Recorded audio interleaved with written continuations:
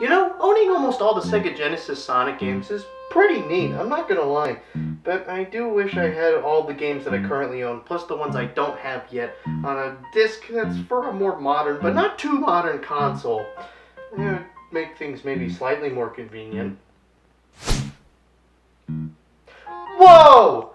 I didn't know irrelevancy could take the form of physical matter! Wait a minute. Why are there two of them?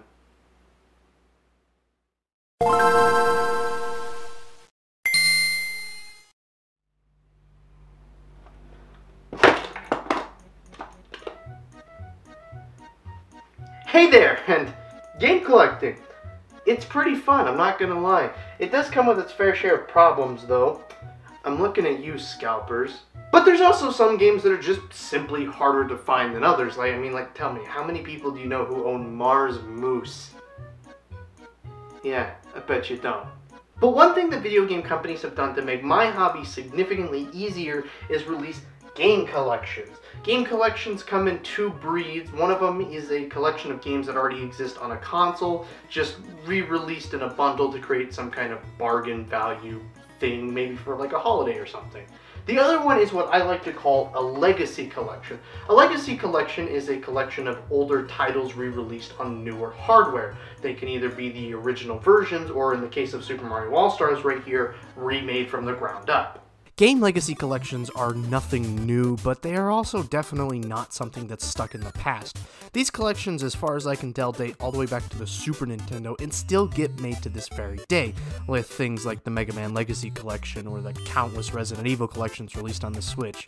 These collections were pretty popular in the early 2000s in consoles like the PS2, the GameCube, the original Xbox. In fact, most of my legacy collections are from this era. Funnily enough, the oldest and newest collection I own just happened to be Mario related, which if you know anything about Nintendo, they very rarely do any kind of game bargain deal thing. They'll do a bargain console in a heartbeat, but anything with the games, it's almost unheard of. Now, because at this point I feel like everybody and their mother knows what Super Mario All-Stars is, I'm just gonna skip it entirely, and I will be moving on now to my smallest legacy collection, both literally and literally. This is the Pacman Collection for the Game Boy Advance. It's not very good. The Pacman Collection is probably the second least impressive collection I own. It has Pac-Man, which is just Pac-Man. There is Pac Attack, a Tetris-style puzzle game where you not only have to clear rows of blocks, but also have to lead Pac-Man to ghosts. There is Pac-Mania, which is just regular Pac-Man, but with this weird Paperboy top-down style. I don't like it. But there is also Pac-Man Arrangement, which is just the visual style of Pac-Mania with the camera angle of regular Pac-Man, with a few goofy mechanics added. So basically, the Pac-Man Collection is 3 different versions of the same game plus Pac Attack. Unless you're a die-hard Namco or Pac-Man fan, I wouldn't suggest this collection. But while we're still on the topic of Namco Museum. Just like the Pac-Man Collection, this one is one that I just don't care that much for. It's mostly to do with the fact that I am just garbage at old arcade games, but obviously someone cares about these games because I don't think there has been a single console released after 2001 that didn't have a Namco Museum on it. The only one I own is the 50th anniversary Namco Museum on the PS2, and this, surprisingly enough, was actually my first PS2 game, which, wow, that hurt to say out loud, but Namco Museum isn't that bad. The game selection is actually pretty solid and does a really good job at representing what Namco and their IPs are. Also, the game selection menu is really cool. Now, I'm going to be totally honest with you, these next 2 collections, I just do not have a good transition segment into them. So, we're talking about Sonic Mega Collection next. Sonic Mega Collection was released in 2002 on the GameCube. It contained 7 Sega Genesis Sonic games right out of the box. There were 3 unlockable games in the form of Blue Sphere, Knuckles in Sonic 2, and Sonic 3 and Knuckles. Rystar and Flicky could also be unlocked, and if you were in Japan, you also got the options to unlock the Ooze and Comic Zone. Along with all 12 games, 14 if you're in Japan, you got digital scans for every manual for the Sonic games and digital scans on almost every comic book cover that had been released at that time. In 2004, an updated version of Sonic Mega Collection was released in the form of Sonic Mega Collection Plus on the PS2, original Xbox, and PC. For whatever reason, Mega Collection Plus was never released on the GameCube. It's most likely to do though because the original version was exclusive to the GameCube. Sonic Mega Collection Plus is just the original collection plus more, hence the name. More manuals and about 2 years worth of comics were scanned in, the Japanese exclusive unlocks were no longer Japanese exclusive, the UI was heavily changed, and a grand total of 6 Game Gear games were added. In my opinion, these two collections are probably the best out of all the collections I have.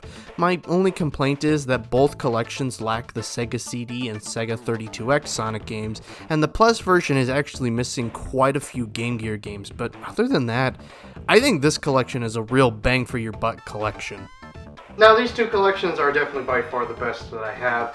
The only problem is I don't think the Mega Collection Plus, in its menus and in its presentation overall, is nearly as good as the original, but this one definitely makes up for the lack of presentation with just how much content is bundled in with this game. It is unreal. Now, Sonic Mega Collection Plus is not my biggest collection. Not by a long shot. That title goes to Atari Anthology. And just to give you an idea of how big this game is, all of the other collections I've talked about so far, including Super Mario All-Stars, total to about 58 different games. Atari Anthology right here, it has 85 games, which sounds pretty impressive until you remember that almost every game in this collection is an Atari 2600 game. And then it's no longer that impressive. 85 titles is impressive, but when half your library barely takes up a 2 gig SD card, it starts to sound less impressive. Atari Anthology's library consists of 85 Atari-developed and published games, so if you were buying this hoping for something like E.T. or Pitfall, you're out of luck because you will get none of that. This collection as a whole is not super interesting. The presentation is cool, I guess, but it is a bit out of place. The games themselves are not super interesting, but that's because it's an Atari 2600 collection. And all of the extra content is just digital scans of the manuals and box art of all these games, which in my opinion is not as cool as what Sonic Mega Collection offers. Now, Atari doesn't do the whole re-release a bunch of old games on new hardware very often, but what they do quite a bit is create plug-and-play consoles that are packed full of old Atari games. The most notorious of these is the Atari Flashback by At Games. I don't own one. Yet. But I do own this Atari Plug-and-Play by Jack Specific, and it doesn't work. The Atari Plug-and-Play is not the only plug-and-play I own. I also happen to own this Coleco video game system, six built-in games by Technosource. If you haven't heard of them, I don't blame you, because I had never heard of them until I got this thing. The Coleco Plug-and-Play is just a cheap plastic controller with AV cables and packed full of a grand total of 6 sports games. This is worse than the Atari Plug-and-Play, and the Atari Plug-and-Play doesn't even work. The Atari Plug-and-Play at least had some variety in its 10 games, but a Coleco Plug-and-Play really only applies to a niche group of people, and then making it all sports games, well, that makes that audience even more niche. I've only played 4 of the 6 games on this thing, and 2 of them were basically the same thing. Most sports games I'm not very good at just because of how complex they can get, and these games are no exception. It also doesn't help that none of these games come with instructions on how to play them, and it always feels like every time you start to figure out how to play them, the game just flips a switch and everything you thought you knew just became wasted space.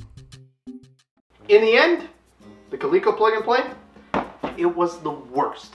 The Atari Plug-and-Play was cool, but you just got a better bargain out of the Atari Anthology. Sonic Mega Collection, by far the best one, no doubt about it. There were Super Mario All-Stars and 3D All-Stars.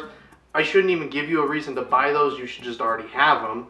And then there was the Pacman Collection, which if I hadn't included the plug-and-plays, would have been the worst one, by far.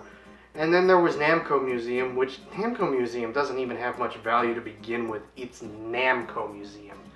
these things have about as much value as coasters, which sucks because Namco Museum easily had the best presentation out of all the collections I talked about. Now, ignoring the quality and the presentation and all that for a minute, out of all 9 of these collections, there were 136 different games. Trust me, I counted. And I guarantee that at least every single one of these collections will have at least one game you enjoy. I mean, I sure know I do. I mean, Super Mario All-Stars, my favorite game is Super Mario Bros. 3. 3D All-Stars is Mario 64. Sonic Mega Collection is Sonic 2 and Sonic 3, conveniently enough. Atari Anthology, I really like the bowling game for some reason. Namco Museum, Pole Position's pretty fun. The Pacman Collection. Pack Attack, I guess. After all of this, I think there are at least 2 things that we can all agree on. Number 1, Namco Museum really needs to slow down. There are 17 different versions of that collection. And 2, the universe really needs to give me back my Sega Genesis Sonic games! Oh yeah, that's right, I wasted my one yearly wish on an Oculus Quest. Alright, back to eBay.